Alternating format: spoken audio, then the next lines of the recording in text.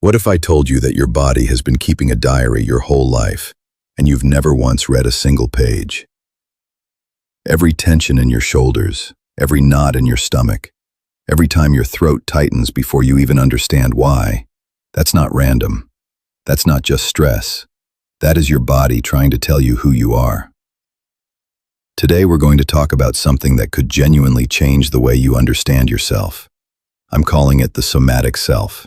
It's the idea that your brain, your identity, your environment, and yes, even your soul, they're not separate departments living under one roof. They are one living, breathing, interconnected system. And when you finally see that, when you really feel it, everything starts to make sense. Let me tell you about a woman named Elena. Elena was 41. She was a project manager, a mother of 2, and by every external measure, she was doing fine. Good job, stable marriage, healthy kids. But Elena had this persistent ache in her lower back that no doctor could explain. She did MRIs, physical therapy, acupuncture, you name it. Nothing worked. And here's what got interesting. When Elena finally started working with a somatic experiencing therapist, something unexpected happened. During one session, while gently paying attention to the tension in her back, she suddenly started crying. Not politely. I mean deep, guttural sobs that came from somewhere ancient inside her. What surfaced was a memory she hadn't thought about in decades. She was 9 years old, standing in a kitchen doorway, watching her parents scream at each other. And she remembered the exact moment she decided she had to hold everything together. She straightened her spine, literally, and she told herself, "I will not fall apart." Her body had been holding that promise for over 30 years. Now here's where the science comes in, and this is where it gets really beautiful. Neuroscientist Antonio Damasio, one of the most respected minds in consciousness research, proposed something revolutionary. He called it the somatic marker hypothesis. What Damasio showed is that our emotions are not just things that happen in our heads. They are body states. Your brain doesn't just think its way through life. It feels its way through life, literally, through signals from your muscles, your gut, your heart, your skin. These somatic markers are like emotional bookmarks your body places on experiences, and they guide your decisions, your relationships, even your sense of self, often without you having any conscious awareness.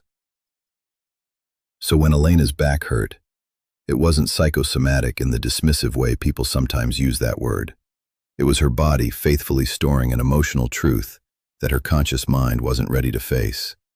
Her identity, the one that said, "I am the person who holds it all together," was literally encoded in her muscles. Think about that for a second. Yes, really. Think about that for just 1 second. Now let's widen the lens, because it's not just your brain and your body in this conversation. Your environment plays a massive role too. Psychologist Carl Rogers, the father of humanistic psychology, spent his career studying what he called the self-concept. Rogers believed that who you think you are gets shaped enormously by the conditions around you, especially in early life. He talked about conditions of worth, those unspoken rules you absorbed from parents, teachers, culture. Rules like, don't be too much, don't show weakness, earn your love, be productive or you're worthless. These conditions don't just live in your thoughts, they settle into your nervous system. When Rogers worked with clients in his person-centered therapy, he noticed that genuine healing happened, not when people intellectually understood their patterns, but when they felt unconditional positive regard.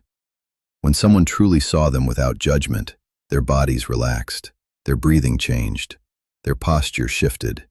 The environment of safety literally rewired their somatic experience of self. So let me connect the dots for you. Your brain processes experience, your body stores it, your environment shapes it, and your identity, your sense of who you are, emerges from all three working as one system, not separately, together. That's the somatic self. Now let me tell you about Marcus. Marcus was 36. A former college athlete who'd built his entire identity around being strong and unbreakable. After a career-ending injury and a painful divorce, Marcus found himself sitting in a therapist's office, saying words he never thought he'd say. "I don't know who I am anymore." His therapist, trained in both psychoanalytic and somatic approaches, didn't rush to fix him.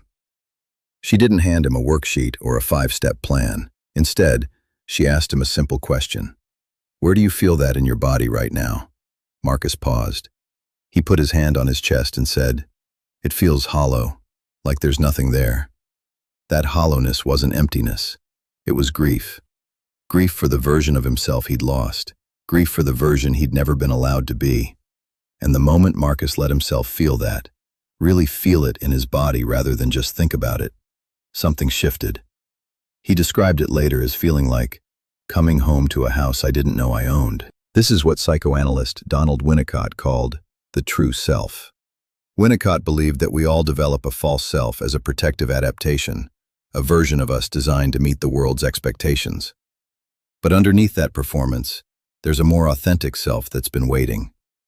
And often, the doorway back to that true self isn't through thinking harder. It's through feeling deeper, through the body. So here's where this becomes about you. Because I know some of you watching right now carry tension you can't explain. Some of you have that tightness in your chest that shows up every Sunday night. Some of you clench your jaw in your sleep. Some of you feel a wave of sadness wash over you in quiet moments, and you don't even know why. You're not broken. You are a system that's been working incredibly hard to protect you. And now, maybe, it's time to listen to what that system has been trying to say. Here are 3 things you can start doing today, not as homework, as gifts to yourself. Number 1, practice a daily body scan. Just 5 minutes. Lie down, close your eyes, and slowly move your attention from the top of your head to the tips of your toes. Don't try to fix anything. Just notice. Where is there tension? Where is there ease? What emotions live in those places? Bessel van der Kolk, author of The Body Keeps the Score, emphasizes that simply noticing your body without judgment begins to restore the connection between your physical self and your emotional truth. You're not analyzing, you're befriending. Number 2, create a microenvironment of safety. Remember Porges and neuroception? Your nervous system needs environmental cues of safety to let the real you emerge. This can be remarkably simple. A corner of your home with soft lighting, a playlist that makes your shoulders drop, 5 minutes of sitting with a warm cup of tea without your phone. You're not being lazy.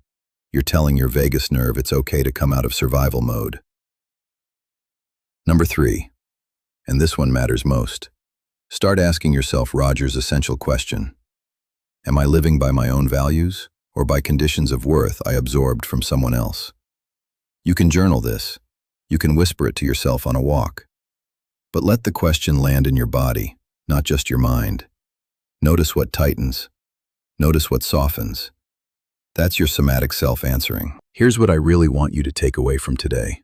You are not a brain riding around in a body, living inside an environment, searching for a soul. You are all of those things at once. They are woven together so intimately that you cannot change one without touching the others. When you move your body, you shift your emotions. When you change your environment, you change your nervous system. When you listen to your deepest feelings, you discover who you actually are. Elena's back healed. Not because she found the right stretch, but because she finally let her body tell its truth. Marcus found himself again. Not by rebuilding the old identity, but by being brave enough to feel the grief of losing it. Your body is not your enemy. It's your oldest friend. It's been writing your story in a language you're just now learning to read. If this felt like something you needed to hear today, I want you to sit with it for a moment before you scroll away. And if you know someone who carries weight they can't name, share this with them. Sometimes the most healing thing in the world is knowing you're not the only one. I'll see you in the next one.